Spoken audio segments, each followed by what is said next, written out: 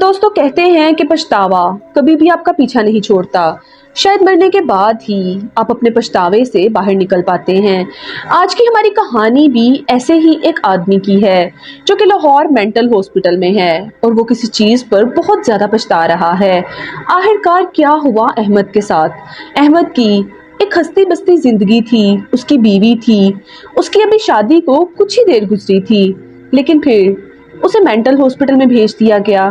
آخرکار احمد کے ساتھ کیا ہوا، یہ تو آپ کو یہ سٹوری سننے کے بعد ہی پتا چلے گی۔ دوستو آج کی ہماری کہانی ایک ہارر لو سٹوری ہے جو کہ احمد کے ساتھ ہوئی تھی اور ایک ٹرو انسیڈنٹس کے اوپر بیس کرتی ہے۔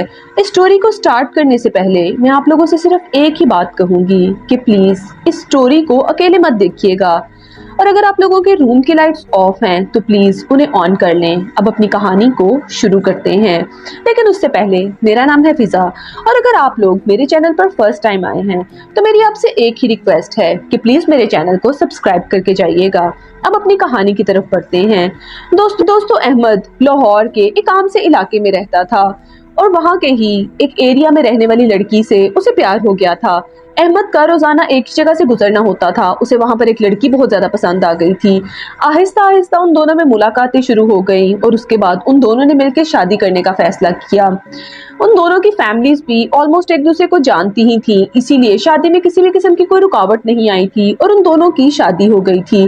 شادی کے شروع والے دنوں میں احمد اور مریم دونوں بہت زیادہ خوش تھے۔ زندگی ان دونوں کو بہت ہی زیادہ خوبصورت اور پیاری لگ رہی تھی۔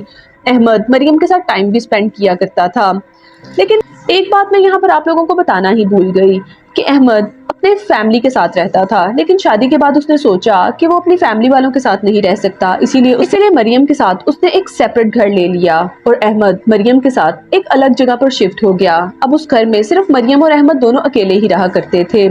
شروع میں تو سب کچھ پھر بہت زیادہ ٹھیک تھا، لیکن آہستہ آہستہ احمد کا بیہیویئر کچھ چینج ہونے لگا، یعنی کہ وہ احمد جو آتے گھنٹوں مریم کے ساتھ باتیں کیا کرتا تھا، اس کے ساتھ ٹائم سپینڈ کیا کرتا تھا، اب وہ نہ تو مریم کے ساتھ ٹائم سپینڈ کرتا تھا اور نہ ہی اس کے ساتھ زیادہ بات کرتا تھا، بلکہ زیادہ تر احمد خاموش رہتا تھا۔ مریم احمد سے بہت زیادہ محبت کیا کرتی تھی، وہ ہر روز اس کا انتظار کرتی تھی، اس کے لیے کھانا بناتی تھی۔ مریم کے چہرے پر ہر وقت مسکراہٹ رہتی تھی۔ مریم احمد کے لیے اس کو خوش کرنے کے لیے سارا دن کچھ نہ کچھ کرتی رہتی تھی، لیکن ایک دن کسی نے احمد کے دل میں شک ڈال دیا، کسی نے اس کے کان میں زہر گھول دیا کہ مریم وفادار نہیں ہے۔ ایکچولی مریم بہت زیادہ پیاری تھی، جبکہ احمد اتنا زیادہ خوبصورت نہیں تھا، اسی لیے اسے ہمیشہ ہی ریگریٹ ہوتا تھا کہ شاید اسے مریم چھوڑ کے ہی نہ چلی جائے۔ شروع میں احمد نے نظر انداز کر دیا، لیکن شک ایک ایسا زخم ہوتا ہے جو اندر ہی اندر بڑھتا رہتا ہے۔ وہ مریم سے سوال کرنے لگا اور اس کی ہر بات پر شک کرنے لگا۔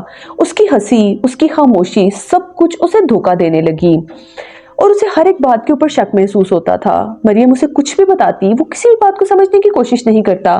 اسی طرح سے دن بدن ان دونوں کے درمیان میں جھگڑے شروع ہو گئے۔ وہ گھر جو کہ ہمیشہ خوشیوں سے بھرا رہتا تھا، پتہ نہیں کیوں وہاں پر جھگڑے شروع ہو گئے تھے۔ مریم نے اسے بہت سمجھایا، لیکن مریم نے اسے یہ بھی بتایا کہ احمد میں صرف تمہاری ہوں، خدا کے لیے مجھ پر یقین کرو، مگر احمد کا دل اندھا ہو چکا تھا۔ ایک رات بات اتنی بڑھ گئی کہ احمد نے مریم کے اوپر الزام لگا دیا، ایسا الزام جس نے مریم کا دل توڑ دیا۔ وہ بالکل خاموش ہو گئی، بس اس کی آنکھوں میں آنسو تھے۔ اگلی صبح مریم اس دنیا میں نہیں تھی اور مریم نے اپنی جان لے لی تھی۔ اب احمد تو یہ سوچ بھی نہیں سکتا تھا کہ مریم یہ قدم بھی اٹھا لے گی۔ احمد کی دنیا وہیں پر ختم ہو گئی تھی۔ جب اسے حقیقت کا احساس ہوا تب تک بہت زیادہ دیر ہو چکی تھی۔ وہ ہر روز مریم کے کمرے میں بیٹھتا، اس کی چیزوں کو دیکھتا، وہ صرف ایک ہی لفظ کہتا، پلیز مریم مجھے معاف کر دو، لیکن جواب میں صرف خاموشی ہوتی تھی، کیونکہ مریم جو اس کو بہت زیادہ پیار کیا کرتی تھی وہ یہ دنیا چھوڑ کر اب ہمیشہ کے لیے جا چکی تھی۔ کچھ دن تک تو سب کچھ بالکل نارمل چلتا گیا۔ احمد بھی آہستہ آہستہ اپنی زندگی میں بیزی ہو گیا، لیکن پھر کچھ دن کے بعد احمد کو عجیب چیزیں محسوس ہونے لگیں۔ رات کے اندھیرے میں کسی کے قدموں کی آہٹ، دروازہ خود بخود کھل جاتا اور پھر وہی آواز، احمد۔ اسے ایسا احساس ہوتا جیسے مریم اسے بلا رہی ہو، جیسے کہ مریم اسے پہلے پیار سے بلایا کرتی تھی۔ احمد کو بالکل ایسا محسوس ہو رہا تھا جیسے اب بھی مریم یہاں پر ہی ہے اور مریم اسے آواز دے رہی ہے، لیکن جب وہ یہاں وہاں دیکھتا تو وہاں پر کوئی بھی نہیں تھا۔ अहमद बिल्कुल अकेला हो गया था। उसे पता था कि ये मरियम की ही आवाज़ है। अहमद कांप उठता, वो मुड़ फिर एक दिन अहमद को दोबारा आवाज़ आई। जैसे ही उसने मुड़कर देखा तो उसके सामने एक साया खड़ा था, सफ़ेद कपड़ों में, बाल खुले हुए थे और आंखों में उदासी थी। अहमद ने एकदम से उसकी तरफ देखते हुए कहा कि मरियम, क्या ये तुम हो? लेकिन उसकी बात का कोई भी जवाब नहीं आया। अहमद ने एकदम से चीखते हुए उसे कहा कि मरियम, ये तुम हो ना? तो मरियम ने उसे कहा कि तुमने मुझ पर यकीन क्यों नहीं किया? अहमद चीख पड़ा, मरियम प्लीज़ मुझे माफ़ कर दो, मैं गलत था, मुझे माफ़ कर दो। लेकिन मरियम की आंखों में सिर्फ दर्द था और खामोशी थी। साया आहिस्ता आहिस्ता अहमद के करीब आता गया। वो हर बार उससे एक ही सवाल करती थी कि मोहब्बत में शक क्यों किया। आहिस्ता आहिस्ता अहमद की हालत बहुत ज़्यादा ख़राब होने लगी। वो दिन रात उसी साये से बात करता रहता। लोगों का कहना है कि अहमद पागलों जैसी हरकतें करता था। अहमद सारा टाइम बस एक ही बात कहता था कि वो यहाँ पर है, वो वहाँ पर है। वो मरियम को देखता, वो ऐसे फील करवाता जैसे वो मरियम से बातें कर रहा है। फिर वो लोगों के साथ झगड़ा करता, लोगों से कहता कि तुम लोग मरियम को देख क्यों नहीं पाते। लोगों ने उसे पागल समझ लिया और आखिरकार वो उसे लाहौर के उसी मेंटल हॉस्पिटल में दाखिल करवा दिया। आज भी कहते हैं कि जिस वार्ड में अहमद है, अहमद रात के वक्त चीखना शुरू कर देता है और बार बार एक ही बात कहता है कि मरियम प्लीज़ मुझे माफ़ कर दो, मुझसे बहुत ज़्यादा गलती हो गई है, मुझे तुम्हारा दिल नहीं दुखाना चाहिए था। लेकिन अहमद को बार बार एक ही आवाज़ आती है कि अब बहुत ज़्यादा देर हो चुकी है। कहते हैं कि हॉस्पिटल के स्टाफ ने भी बाज़-औक़ात रातों में अहमद के कमरे में एक औरत का साया देखा है। वो दरवाजे के पास खड़ी होती है चुपचाप और अहमद को देखती रहती है।